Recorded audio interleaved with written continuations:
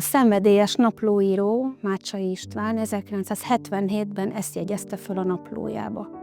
Áttérek az óbudai lakótelepre. Elég nehézkesen halad. Mácsai a képet 1977-ben kezdte festeni, majd félbehagyta, 1978-ban fejezte be.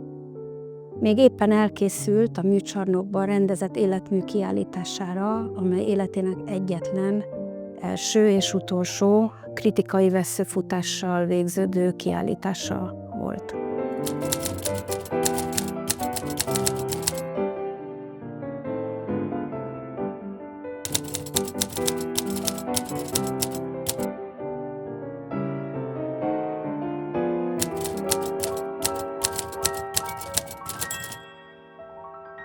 A kép a Flórián teret ábrázolja, 1977-ben már áll a Szőlő utcai faluházként is számon tartott hosszú panelházsor, és még áll középen a fűszerudvar, a mindenki által szeretett és jól ismert fűszerudvar, amelyet nem sokkal Mácsai ott járta után 1979-ben robbantottak fel. A kompozíció nagyvonalú, a képi nyelv letisztult.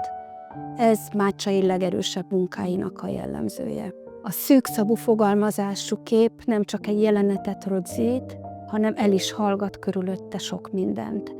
A panelházak kék opálos ködbe burkolóznak, a bedeszkázott ablakok, az ott maradt magányos fa, egy visszahúzódó élet nyomai.